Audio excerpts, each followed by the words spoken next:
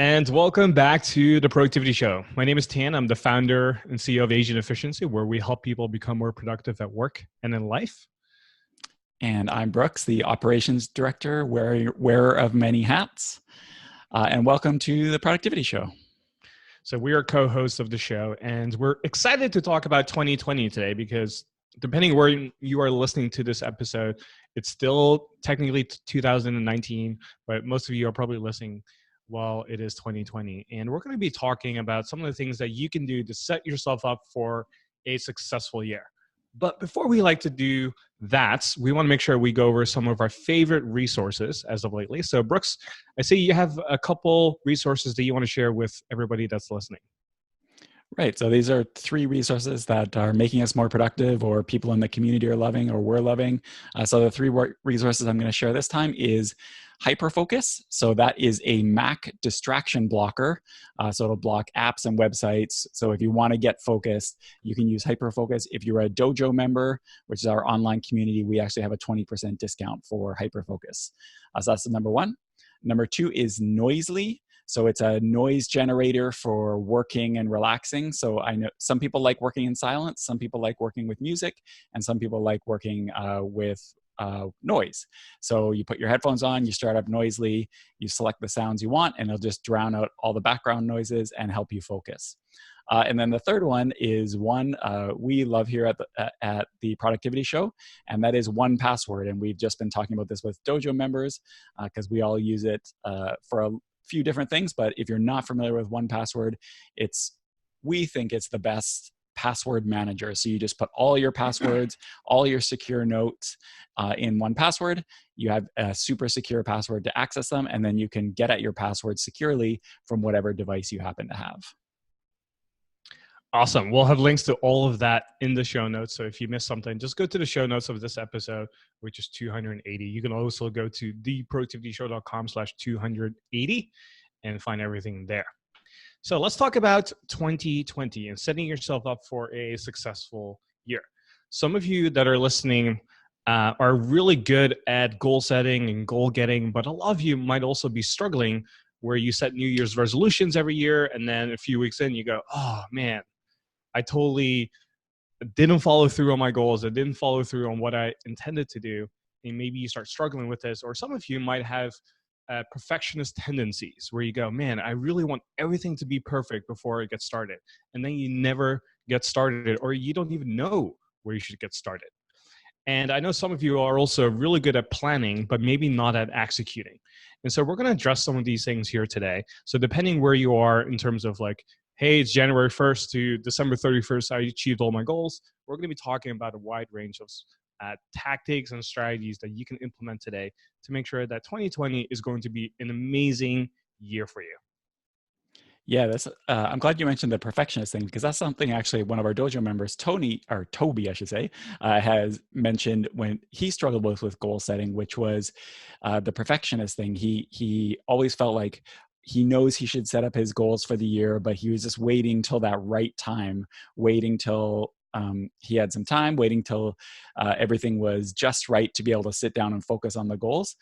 A lot of times there isn't ever a ideal time to do this. So if you're struggling with that, just go in, do what you can with the tips we're going to be talking about today. That's way better than waiting months and months until the right opportunity comes to you. And one thing I want to mention, so we're talking about setting yourself up for success for 2020. A lot of times people listened, I've done this with podcasts as well, binge listen old episodes. So even if you're listening, hello from the past, even if you're listening to this in the future, whatever year it happens to be, you can still go in and implement this stuff whenever you're listening to this, even if it's partway through the year. Yeah, and if you're brand new to the Productivity Show, please go back to older episodes that we have because there's so much gold in there. And a lot of it is timeless as well. So if you just go back and scroll back, feel free to do so, especially if you want to jumpstart this year, because there's so much free information that you can use. And this is what we're known for, to be simple and actionable so that you can implement stuff. And the reason we wanted to do this episode today is because we've just seen so many people struggle every single year when it comes to setting themselves up for success this upcoming year. And we all started on the high note. We have a great New Year's celebration. We're motivated, right? We were like putting stuff on the calendar. We're like intrinsically motivated to do the things that we need to do. And then maybe 2-3 weeks in, we go, oh man, I totally forgot what I was supposed to do. Right. And we don't want you to be that person. You're going to be Asian efficient. You're going to go all the way through the rest of the year, knowing exactly what you need to do, how to do it, and then actually do it. Right. So we don't want you to be that person who says, I'm going to lose weight this year, or I'm going to get a promotion without actually having a plan or some sort of execution behind that. Right. And last week in episode 279, we talked about how you can review your year, which is all about conducting your own annual review. And that's a really important piece of this whole formula that we have here today. But if you haven't listened to that episode yet, I highly recommend you check out that episode as well before you listen to this episode, or do it right after this episode. You kind of have a framework to set yourself up for this upcoming year, because the big idea here is that you can't really make this upcoming year a success if you didn't look what went well and what didn't go so well this past year. Otherwise, you end up making the same mistakes. You tend to run into the same roadblocks, and then you repeat this formula over and over and over again. And then you end up being really frustrated, right? And we don't want you to be that. Yeah. And this can be really making the difference. You can have an okay year just going through and just focusing on, just thinking up some goals and going through them. You can definitely have an okay year. We're not saying your year is going to be a disaster if you don't follow these tips we're going to be going through, but really having it, looking back and then using that to look forward can make the difference between having that okay year to having a good year or even an awesome year. This sort of intentionality is really what can make the difference. So we have 5 ways that we think you should use to make 2020 your best year ever. And we might as well go in and start with number 1, which is what we've already been talking about, which is number 1, which is review last year. And we're not going to talk too much about it because like you said, Tan, we just did a whole podcast episode about that last week in TPS279. But really the idea is to just look at this last year, say goodbye to it. What happened last year happened last year. So we're going to be educated from last year, but we're not going to let it define this year coming up. And we just want to learn from those mistakes that we made and make a commitment and a plan not to repeat them. So it's not dwelling on anything that didn't go super well, or it's not feeling overconfident because we crushed it last year so we can just coast this year. It's just looking at the things we did well, looking at the things we could learn from, and just making sure to roll those into what we're doing in 2020. When it comes to reviewing your past year, the big takeaway I think everybody should really get from this is that you don't want to repeat the failures that you had. And if you just make tiny, small improvements compared to last year, then your upcoming year is going to be better than last year, right? And it's really that simple. So don't think of it as like this huge transformation that you have to make.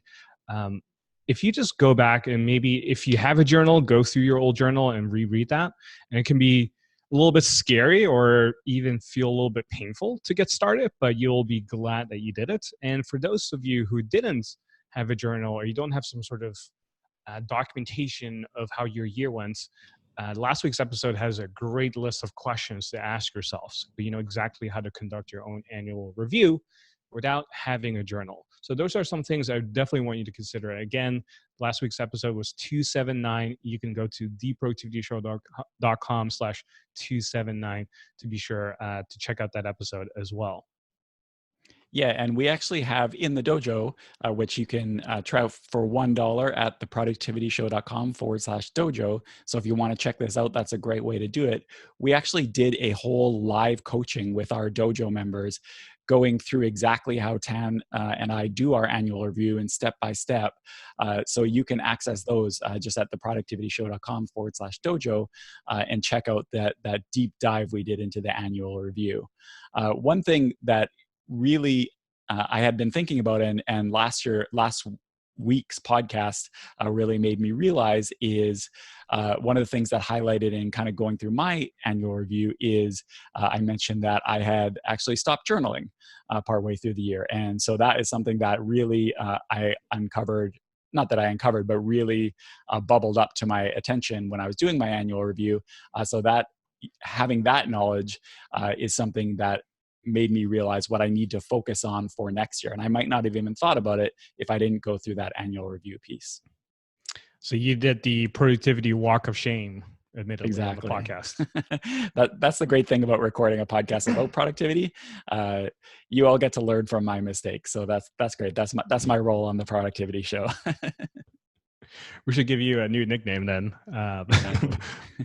But we'll leave that for our quarterly and annual planning.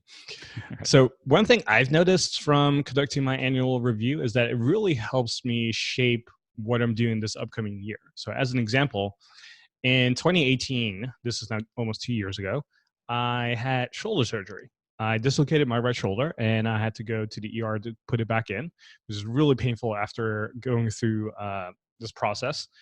And it happened because I was taking a hip hop class and I was dancing to Rihanna, and then all of a sudden my shoulder just popped out and I was like, oh my gosh, I have to put this back in. And I couldn't do it myself because normally it dislocated a few times before, but it would always pop back in. And this time it didn't, and now I had to go to the ER and put it back in. And so this was the second time it happened in the span of 1 year. And so in 2018, I had to get surgery. And when I was looking back at that particular year, I was spending most of my time researching health, how to recover faster, how do I get back into exercising, all these things I couldn't do and things I wanted to prove upon based on my major injury, right? And so that really shaped how I was entering 2019, because then I really started to focus on my health. I started to really focus on my fitness. I was committed to being in the best shape possible. I was committed to my health. And I also discovered that I really love that process as well, right? And so if I look back at 2019, which I haven't done yet as of this recording, there's a major theme there. And if you've been listening to the productivity show for a while, you know there's a lot of health advice and tips and health apps that I've recommended throughout the year. And it's because I've been so focused on that this particular year. And looking back also, I also discovered that I loved hosting. Right. So when I was looking briefly back for 2019 in general, I discovered that I love hosting, and I decided to throw more parties. And so that's how I entered 2019 as well. So I should correct that. I discovered that from looking back at 2018, and then going into 2019, I just discovered that I wanted to host more, throw more social events, get my friends together.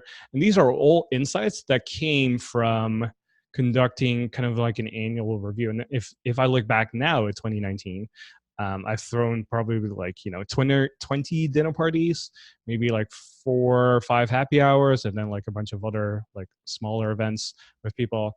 And that decision came from me conducting an annual review. And when you think about the impact that has made on me for my own happiness and my health, it's tremendous. But not only that, but also for all the people around me.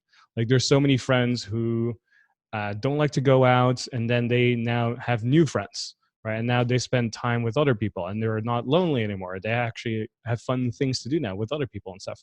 So it's not just the impact it has made on my own health and well-being, but also the impact on the community around me, which is pretty crazy when you think about it. And it all came from just looking back at my year and conducting my annual review. So think about the impact that you can make from the decisions you get from your annual review.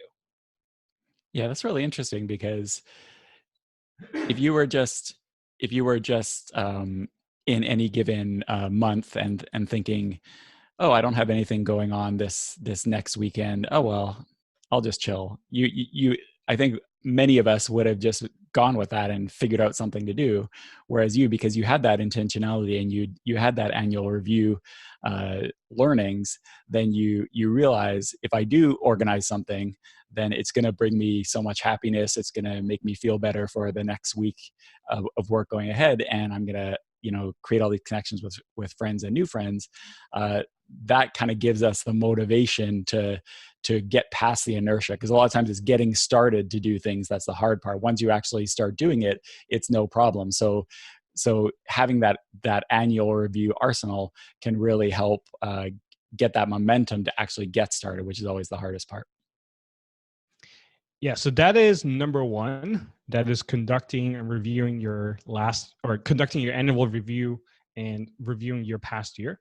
So let's move on to tip number two, and that is the T framework. So the T framework stands for time, energy, and attention. It's kind of our framework that we're known for diagnosing where you run into challenges when it comes to your productivity, and then figuring out right away what you need to do next to make a huge increase in productivity.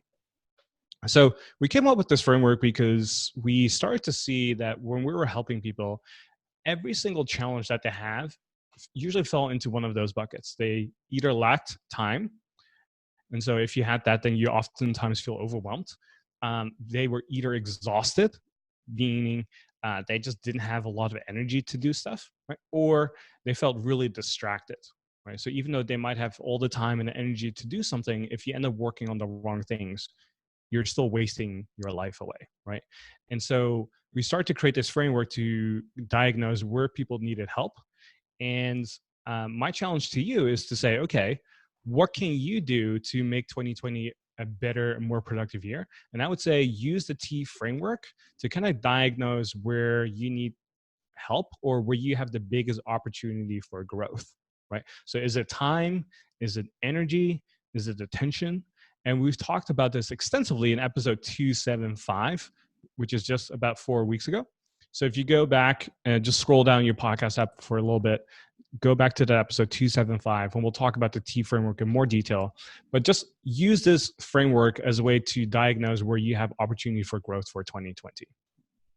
Yeah, and again, this is not about dwelling on last year or what your current situation is. It's using the T framework, which is a really helpful lens to focus your improvements. Because a lot of times we kind of sort of know what we need to improve on, and especially if you just done your annual review, you may know some opportunities. But the T framework is this really useful lens where you can either, there's two ways you could go about it. You could figure out which of the, like you said, we could figure out which of the three is your biggest challenge and focus solely on that.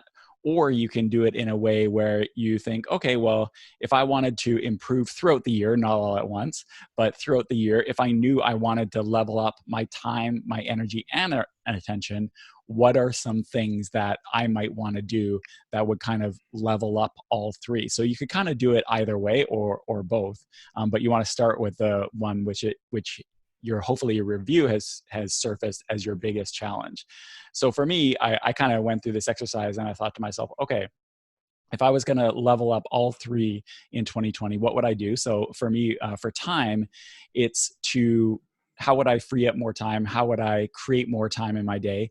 So one thing that I can do in 2020 is use more friends and families to help with kids' activities when I really need to get things done. So if I have crunch time, a lot of time what I might do is, take my kids to soccer practice, which is on the other side of the city. And then I might go over to Starbucks and, do the things that I need to do. Well, if it's crunch time, if it's something I really need to do, there's no reason why some of my son's teammates couldn't take him just that once as well. They wouldn't mind, and it would be, my kids won't care because they get to ride with their friends. So that is a way that would create a lot more time for me. So for me, that's time. Energy, I talked in last week's episode, TPS279, that one thing that I've also realized is that for this year, I've been having issues with my sleep. So for one thing, I'm going to do in energy-wise in 2020 is to go back to basics, go back to those sleep podcast episodes we do. We have a course in the dojo all about improving your sleep and really improving, taking those steps that as I mentioned last week, I've never needed to do in my life. I've always been an incredible sleeper, but to implement those sleep tips to improve it. So that's for energy. And then for attention, as I already mentioned, one thing that I've already started implementing, which is already paying off, is getting back to journaling. So those are my time, energy, and attention level ups for 2020. And if you're a newbie, if you're brand new to the productivity show, you're just starting out with becoming more productive and you haven't really experimented a lot, what I would recommend is to pick either time, energy, or attention, one of those, and just focus on that for the first few months before you try to implement all three. Now, Brooks is a ninja, right? So he can do all three in 1 year. But if you're brand new, I would just recommend just doing one thing at a time, because that's what will get you the most results, right? So I'm about to share my three, and I did all three for 2019 as well. But again, I highly recommend, if you're brand new to productivity, that you only focus on one thing at a time. And if you find yourself struggling, or your success rate of achieving goals is relatively low, even if you've been studying productivity for a while, I would still recommend you just pick one area first before you move on to the next thing, or try to do all three at once, right? So I want to eat my own dog food, and I usually try to do one thing at a time. But when it comes to doing multiple things, I just want to put that caveat in there for everybody that's listening. So for me personally, when I looked at 2018, then going into 2019, I said, okay, for 2019, one of my biggest time activities would be traveling, right? So traveling meaning if I go somewhere outside of my city, that's something I would consider travel. And so I noticed that I was kind of at a crossroads, because I love travel, but this year I also committed to being healthy and to my fitness. And oftentimes those two conflict with each other. And based on past experience, anytime I traveled and I would come back, I would always gain like 2 or 3 pounds, and I would like erase any sort of progress I've made in the gym.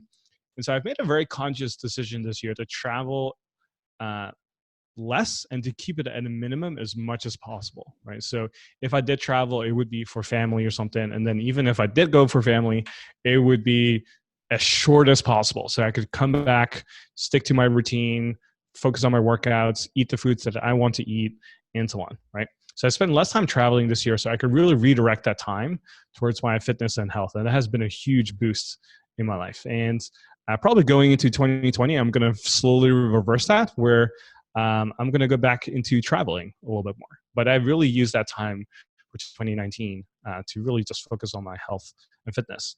And when it comes to my energy, I kind of related to that, I started to double down on that. So I started to focus on more sleep, kind of what you said earlier, Brooks.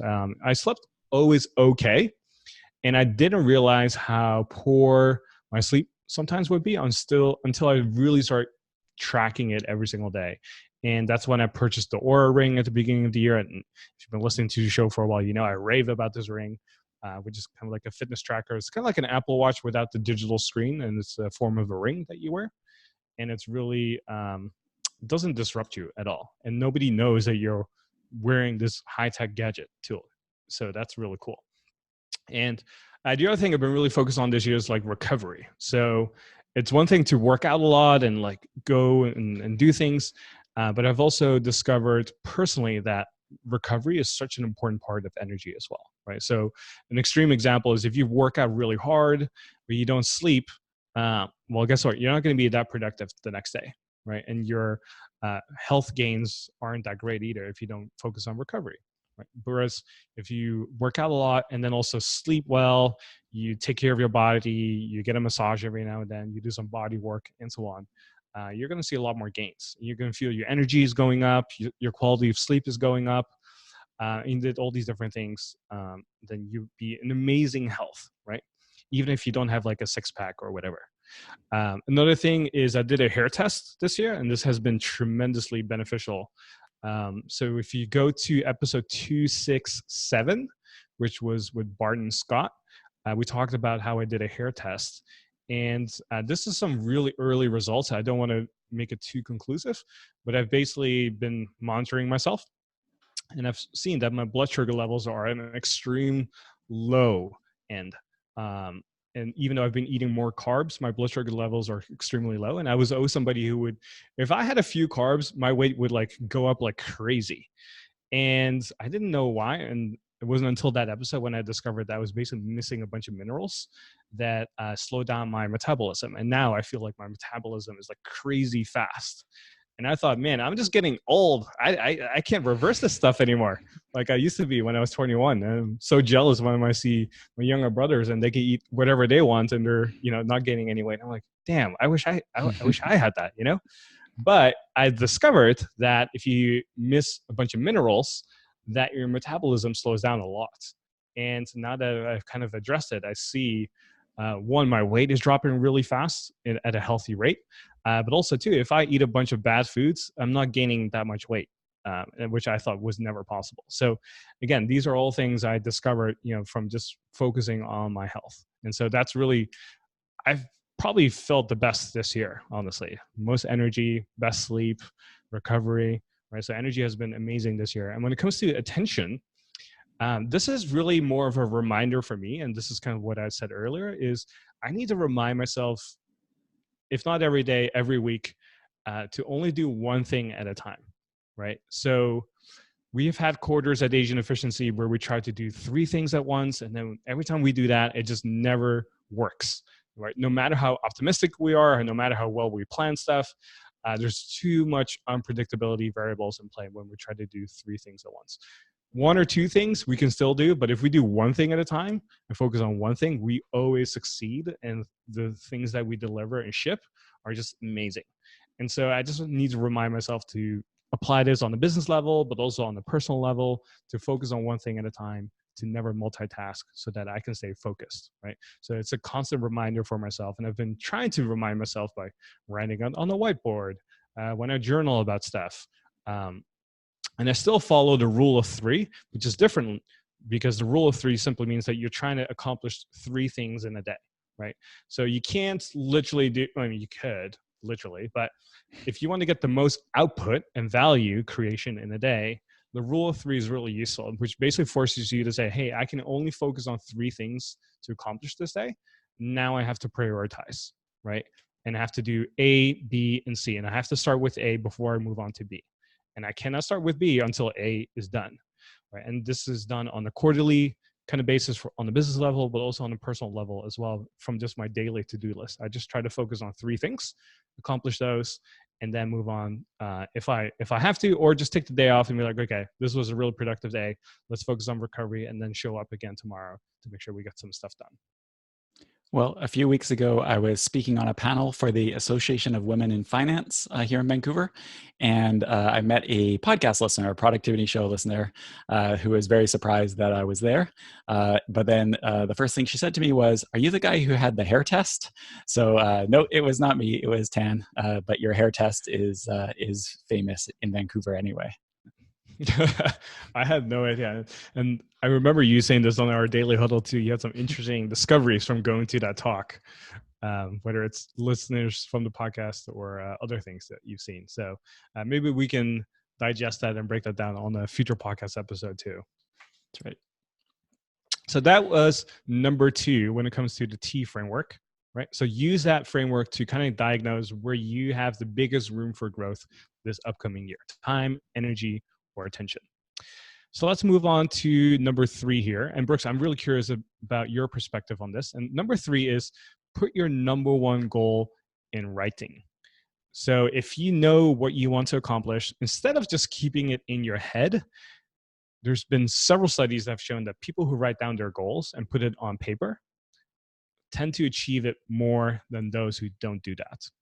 And I'm curious to hear from your perspective, have you seen that in your personal life? Have you seen that to be effective? Like, how do you do this? Yeah, I have to admit, I never really believed this. It always seemed a little woo-woo to me. But however, I did start doing it. I did start writing down my goals, and at least one of them came, and I'm not saying that it came because I wrote it down.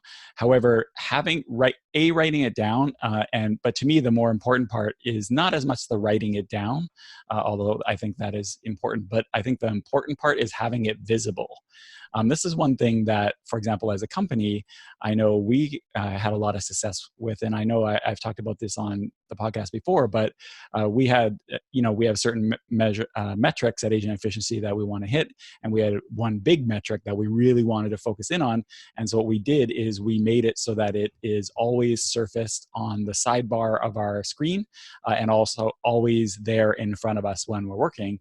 And I think that was really effective at really focusing everyone's attention on, hey, whatever we're doing right now needs to be focused on that one thing. And in my personal life too, I have certain goals that I write down, and then I have them visible as well.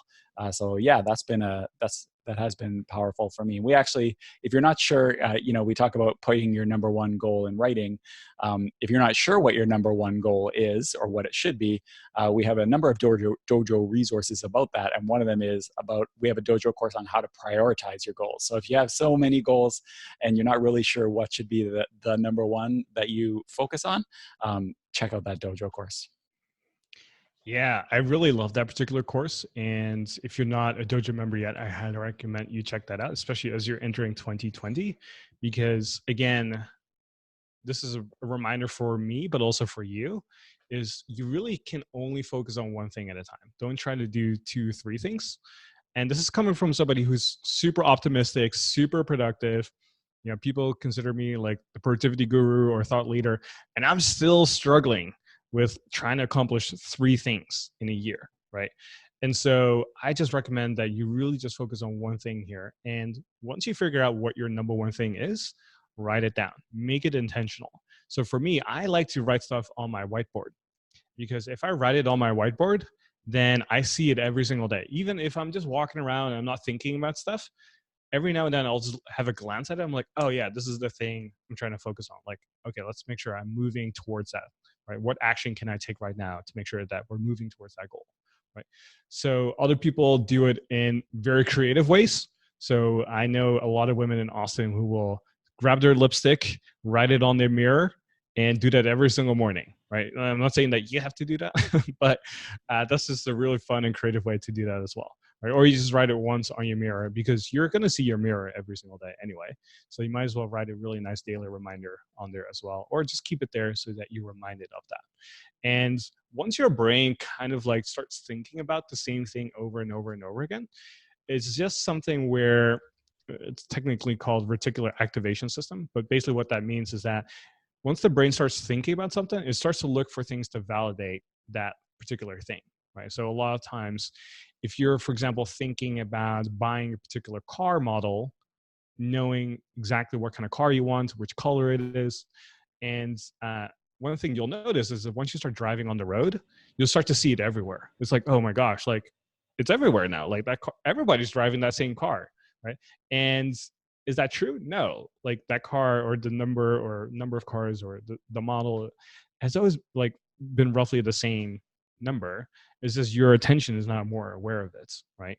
And so it's the same thing for anything else. Like if you're constantly thinking about a particular thing, you just start to see it everywhere. So let's make sure that we focus on what's important to us, right? And oftentimes, if you think about your goals all the time, you'll start to see opportunities that just pop up out of nowhere, right? Some people call it the law of attraction. Some people, like to manifest stuff, right? Especially if you live in Austin, that's a common thing that people will say, like I manifested this parking spot. And like, no, you just thought about it and you just saw it, right? But if you didn't think about your parking spot that you wanted, you would have seen it, but it would never register in your head, right? So this is why it's so important to write it down, because it becomes more important to you and you start to think about it. But again, if you can see it every single day, like you were saying, Brooks, about your metric, if you get that prompt every single day, you'll start to think about it, you look for opportunities and you see them, and then you can seize them as well.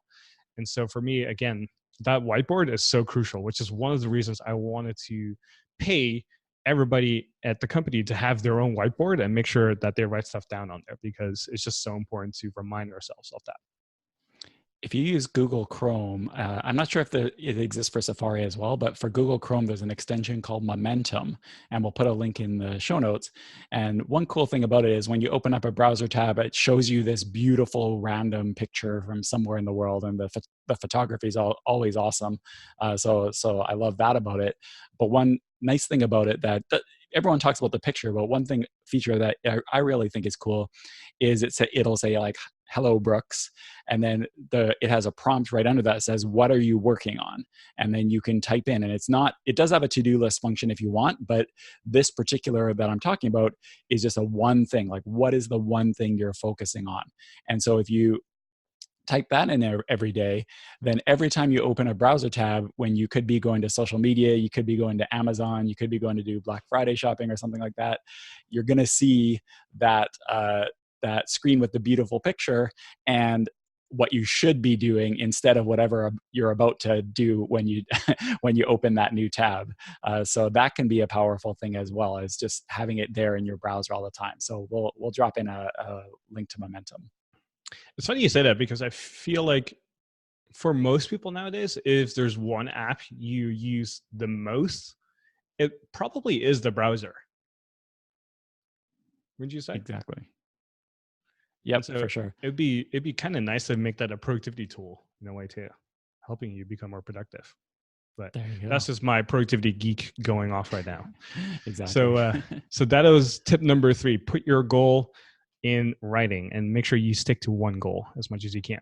So let's talk about number 4 here, and that is to focus on the system. Now, if you've been following us for a while, you know we talk about, like, yeah, you can set a goal and you can be all positive about it, you can be motivated, but that doesn't really help you actually accomplish your goal. Oftentimes, what you need is a plan of action or some sort of system that will keep you going and make sure that you're onwards towards your goal and that you're actually going to accomplish your goal, right? So having a goal is great, but you also need a plan, and also even better yet, a system to make sure that you're following through on that. So as a simple example, instead of saying I'm going to lose weight, right, that's not a great goal. A better goal would be I'm going to lose 20 pounds. Even better would be to say I'm going to lose 20 pounds in 12 months, right? And then that could be a great goal, and it's very specific, which is something that we like.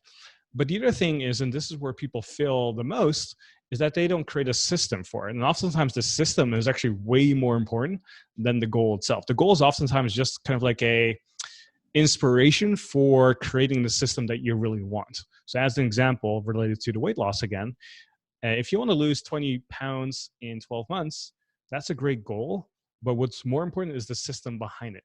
So the system could be something like working out 3 times a week, right? And if we focus on doing that, the weight loss will eventually happen as a result of that, right?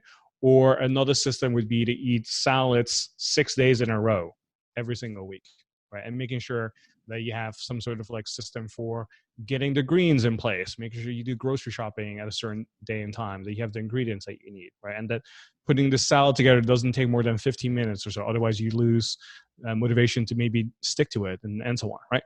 So once you create that system, then the goal or the outcome of the goal that you really are looking for will be a natural byproduct of just following the system, right? So if you work out 3 times a week, you're going to drop weight. If you eat salads 6 times a week, you're going to drop weight. If you do both, even better, right? You got the supernova thing right now, and then you're definitely going to be dropping weight, right?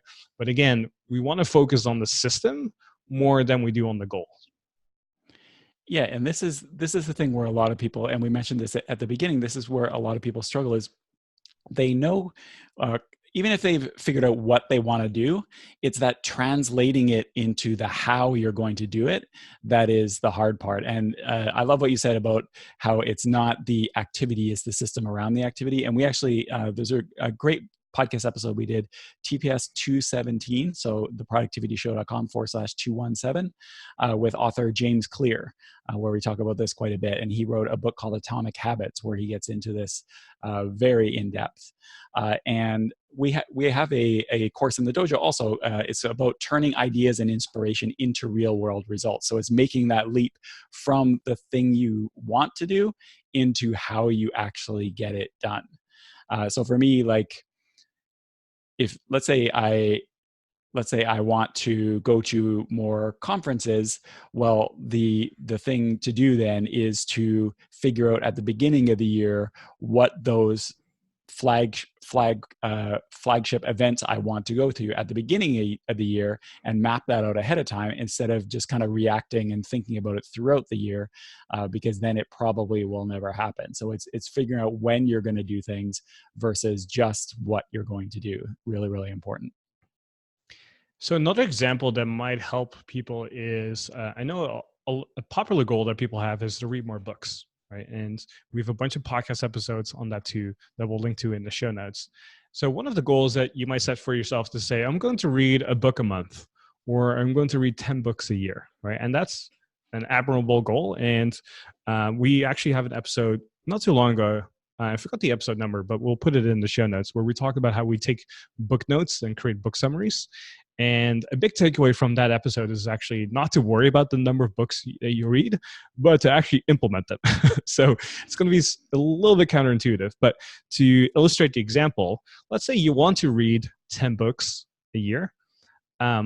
What most people would then say, okay, I need to read a book a month. Let's me make sure I do that. And then, you just magically hope that it happens, right? So that's not a great way to accomplish your goal. Again, we want to start creating a system that allows us to make sure we eventually hit that outcome that we want. So if you want to read 10 books a year, what is a system that you could create that allows you to hit those 10 books, right?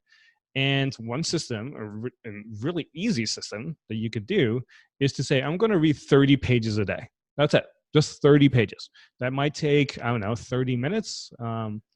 If you are slow, it might take 45 minutes. And if that is the case, then I highly recommend you check out this course that we have inside the dojo, where we teach you how to speed read so you can read a lot faster, right? And if that's something that you've always wanted to do, we have a course inside the dojo, which is an introductory course on speed reading that I highly recommend you check out. So you can just go to theproductivityshow.com/dojo, try it out for just $1 for your first month, and instantly see results from just going through that course, right? So another example would be, let's say you want to save $1,000, right? Instead of just focusing on like, oh man, I just saved myself $1 here, $1 there, 5 cents there, $3 here, right? That is kind of like wishy-washy in terms of hoping that you're eventually going to get to $1,000, right?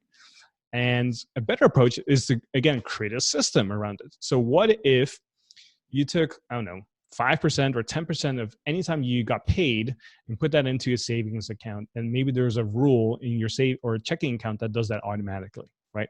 Or if it's not done automatically, if you know you're getting paid every single month on the 25th or every 2 weeks or something, that you have a rule or a task in OmniFocus that says, move 10% of what I just got paid to the savings account, right? And you just do it manually. Now you have a system for accomplishing the goal that you want. Sometimes it will go faster, sometimes it won't go as fast as you'd like, but now at least you have a system, a mechanical thing that you can do to eventually get the goal that you're looking to strive for, right? So this is what I mean with creating that system. What is something that you can push or do repeatedly to eventually get the outcome that you're looking for? And sometimes it won't be on the timeline that you would like it to be, right? So for example, with weight loss, you can work out 3 times a week, but that does not necessarily guarantee that you will hit 20 pounds of fat loss in exactly 12 months, right? But one thing you'll discover is that if you do it consistently enough, it will happen, right? And if you see, and if you track, if this is a little bit more advanced, but if you track stuff and monitor it very closely, then you can say, oh, I need to bump it up to 4 times a week, or bump it up to 5 times, or this is going a little too fast. I maybe should do 3 times a week, but I'll change one workout to like a cardio workout or something, right? And so again, we're just tweaking the system, right, to get the results that we're looking for. So again, I cannot emphasize enough how important the system is. So really focus on the system. Yeah, the reading thing is exactly what I did. Instead of having a goal of reading X books a day, I just said, I'm going to read, I started with 20 minutes a day and then I've bumped it up since then. But that was the thing that I knew would work for me, is not trying to cram in a book or where you're just like flipping pages trying to get through a book. It's just however many books it happens. On short books, it's going to be a lot. On long books, it'll take longer, but minimum 20 minutes a day. And that's what really helped for me. Another thing about the system is it can really help when you're thinking of the system. It can really help you figure out what's going to be working for you and your situation, because you can hear about some awesome system that somebody's doing and you think, oh, I'm going to do that, but it just doesn't work for you. So for example, dojo member Lisa, she told us that one of her goals was to be more consistent with journaling. And what a lot of people do is journal at the beginning of the day. And that's, so you might read a lot of stuff about journaling and think that you're supposed to, quote unquote, supposed to journal at the beginning of the day. Whereas some people prefer to journal at the end of the day. And so what she found is, she tried both, but what she found is for her, it worked to be more effective and she would stick to it more if she actually did it at the beginning of the day. And and it's not because of time, the reason a lot of people might think. For her, she found she enjoyed doing it at the beginning of the day because then you're always looking forward, which is versus doing it at the end of the day when you're constantly looking backwards. And for her, it just made her feel better, and it helped her continue doing it if she had that always forward looking mindset. And I thought that was a cool example of a system where she's figured out the system that'll work for her, even though a lot of people might say to do it one way or the other. So that is number 4, is to focus on the system. And the final point, number 5, is to marry the system with your calendar. Okay. So if you have a system, that's great. But if you can add a layer of quote unquote your calendar on top of that, now you have this like super productive system in place, right? So going back to the weight loss example of earlier, you could say, okay, I'm going to work out 3 times a week, Monday, Wednesday, Friday. And that's great. And that's a great system, right? And you can do 1 hour, you can do like a particular workout. Maybe you find it on bodybuilding.com or something, or there's a favorite influencer that you follow and they have like a great program. Doesn't really matter what that is, but now you have committed to creating the system. And if you can marry the calendar with that and actually put that stuff on your calendar on top of that and commit to doing that and sticking to it, now you have a really good system in place, right? So if you put your workouts in on Monday, Wednesday, Friday at 2:00 for 1 hour, then that becomes more real rather than just keeping it in your head, because then we can create our own excuses. And from working with so many people, oftentimes what we see is that people are their own worst enemy.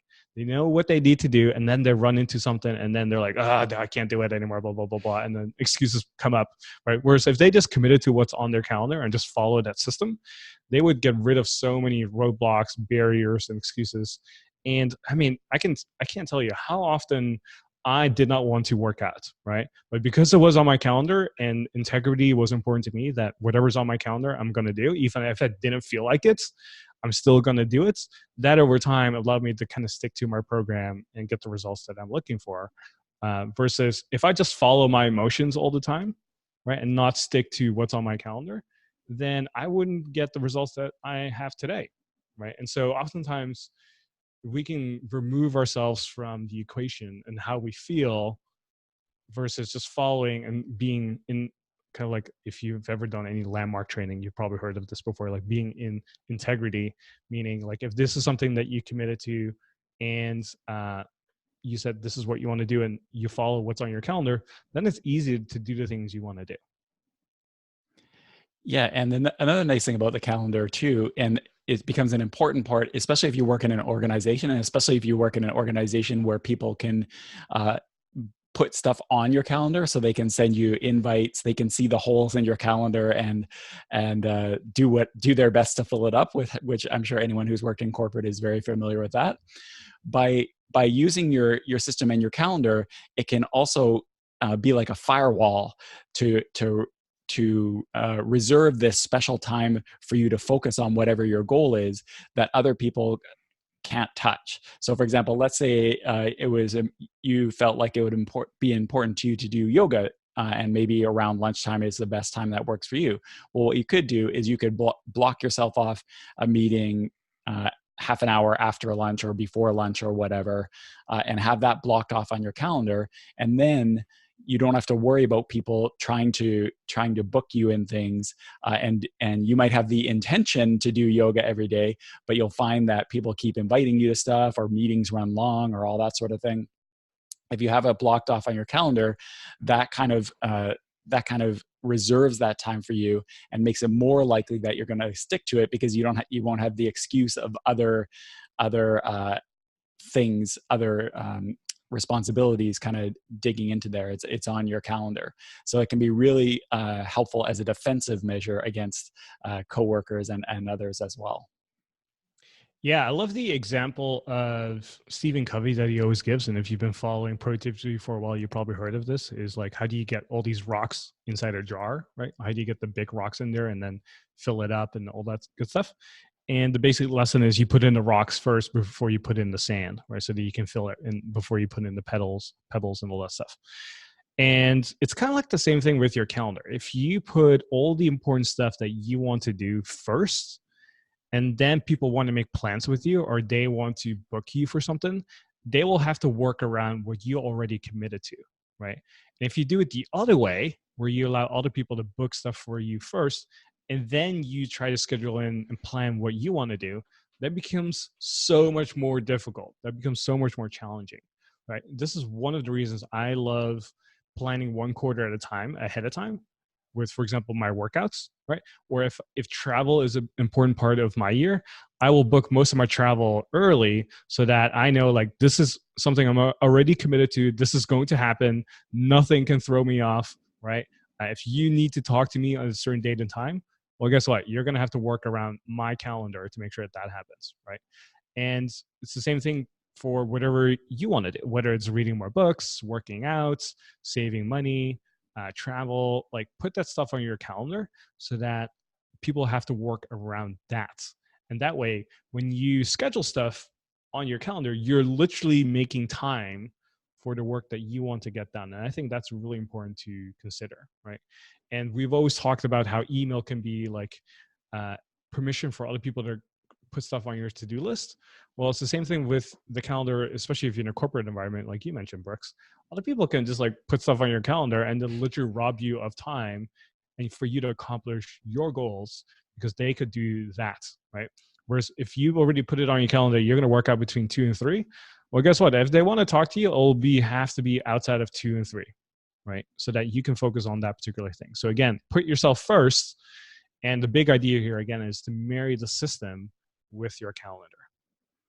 Yeah, the example I gave earlier is about wanting to go to more conferences and maybe certain conferences. And one issue that's come up to me in previous years is there may be certain events that I want to go to, but I had already had like family vacations or other commitments already booked on those days. Well, a pro tip or a better approach would be if I know at the start of the year that there's certain things I want to go through throughout the year, put those on my calendar so that the other stuff like family vacations and stuff like that, it's not like as a family we can't go on vacation, but however, if I already have it booked off for these conferences I want to go to, then I get the best of both worlds. I still am able to go to the conferences I want to go to, but I don't have to worry about family stuff family stuff conflicting with that, because now the family schedule, we can go around those conferences versus because the family trips can be moved, but the conference dates obviously can't. So it's better to get the things that you want and that are not movable on the calendar first, and then work the stuff around that. And we actually have a dojo course again about using your calendar and the best ways and the most effective ways to use your calendar. So if you're somebody who, you have a calendar, I mean, we all have calendars, but you don't proactively use it as a productivity tool versus just something to click accept on meetings, recommend checking that out, because your calendar can be a super powerful productivity tool if you actively use it versus passively accepting invites. Oh, that explains why I've been getting so many emails for you to go to all these different conferences. Okay. Exactly. Got it. Makes sense. So that is tip number 5. Again, you want to marry the system and your calendar as much as possible, right? So if we look back at all the 5 tips that we give here today, it's to review your last year, right? Use the T framework to kind of diagnose where your biggest opportunity is. Write down your number 1 goal. Focus on creating a plan of action, right? Meaning create your system, and then put that stuff on your calendar, right? So marry the system and the calendar as much as you can. So follow that 5-step framework. It sounds really simple, and it is, but it just takes a little bit of thinking for you to put it down on paper and making sure that you actually do it, right? So again, we want to make it simple and actionable. And if you follow these 5 steps, we know that you're going to have an amazing 2020. And if you do run into any roadblocks, feel free to contact us, because we're here to help you, right? We're in existence to serve people like you. We want to help you become more productive at work and in life. And whatever we can do to help you, let us know. So I hope you enjoyed today's episode. Thank you, Brooks, for being on the show as well. And we'll see you next episode.